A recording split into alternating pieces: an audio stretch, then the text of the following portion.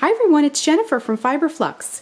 We are on location, aka my kitchen, to dye some yarn today.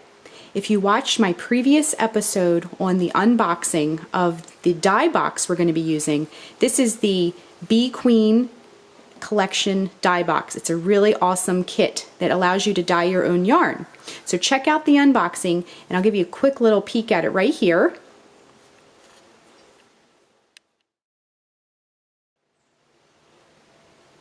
So I have my pot, I have the kit, we have the instructions, and I have, of course, my gloves on. So let's get started on this fun yarn dyeing adventure.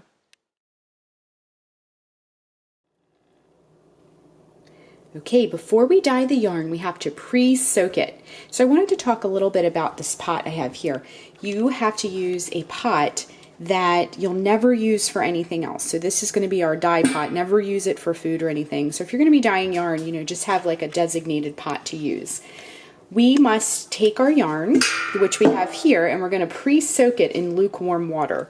So I'm going to go ahead and fill that up with some lukewarm water. Just make sure it's not hot, not cold, somewhere in between. I'm going to go ahead and fill that up.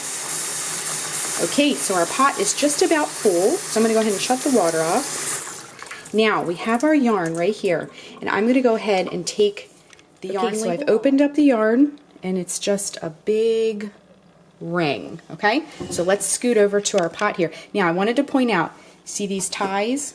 These are left in place. We're going to leave those on, but we're just going to untwist it, okay?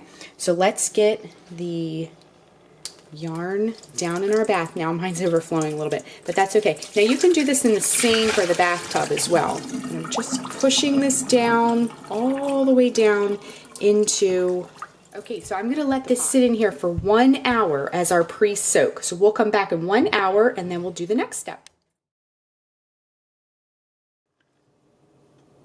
Okay, the next step is we're going to put some water in our pot. Now our particular directions for this dye bath says 8 cups of lukewarm water. So I went ahead, I'm just adding the very last cup. So I have a total of 8 cups in my pot. We've moved over to the stove area. Okay, so next we're going to fill, well I already did, I filled my paper cup that comes in the kit about 1/3 full of hot water. Then we're going to take this is our dye. I'm going to take this little cork off the top. Okay, so I'm going to take the cork off the top and we're going to pour it in, all the way in, and then we're going to take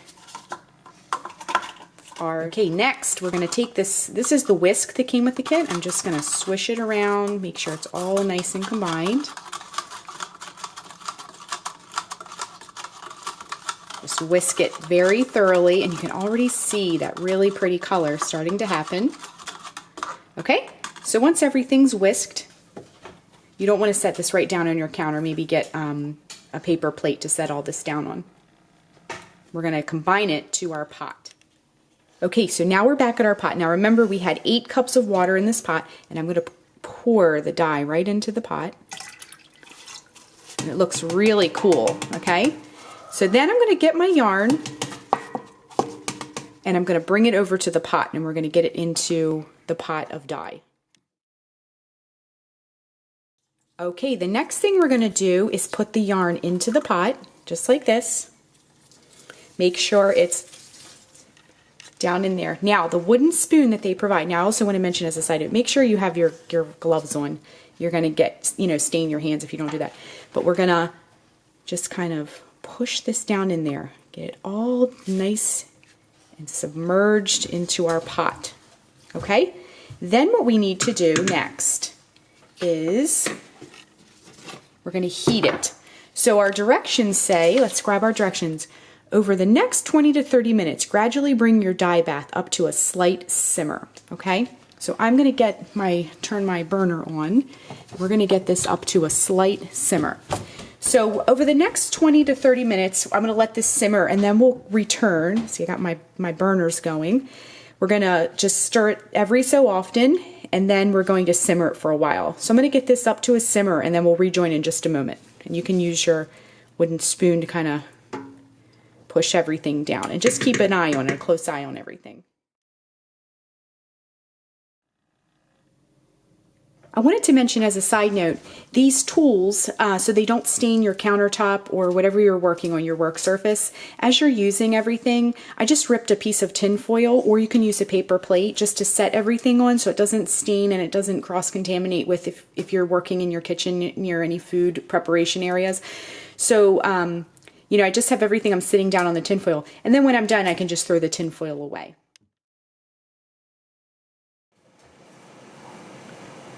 Okay, so we have our yarn at a nice gentle simmer. We brought that up over about 25, it says 20 to 30 minutes. I did about 25 minutes.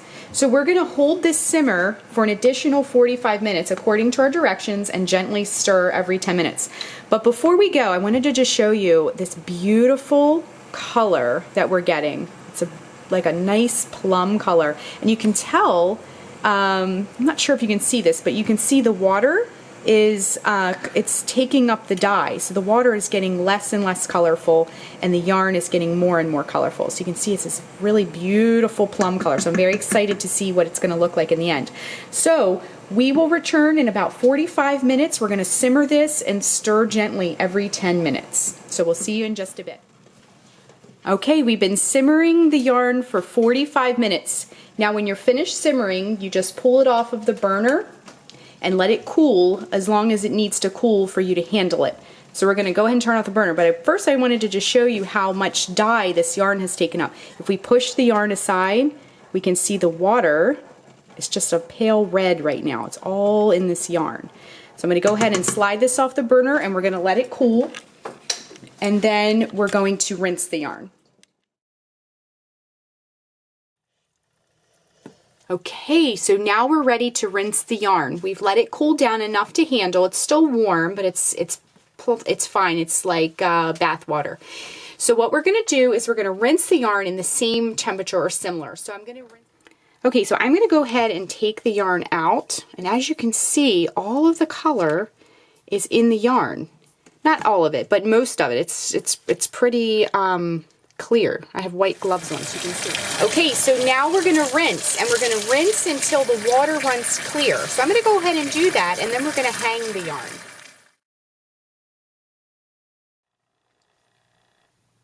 Okay, so I've rinsed the yarn. The water has run clear. It didn't really take long at all for me to achieve that. It just took a few minutes. So now we're ready to hang.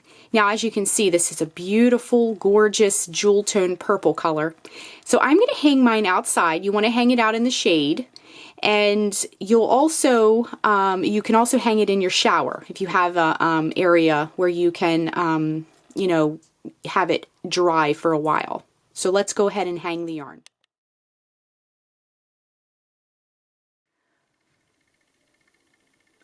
Okay, so the yarn is completely dry. It dried outside, for a good part of the afternoon, and you want to make sure it's totally dry before you start storing it or using it.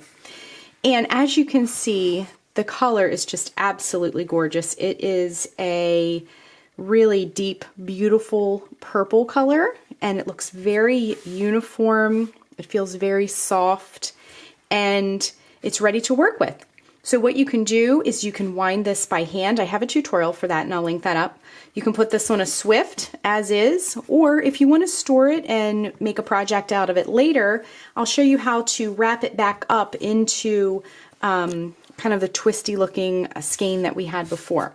So what we want to do is take the yarn and just, see how I have my hand through the loop? We're just going to twist, twist, twist. And what's going to happen is it's going to kind of like twist in on itself. We'll bring it together, keep twisting.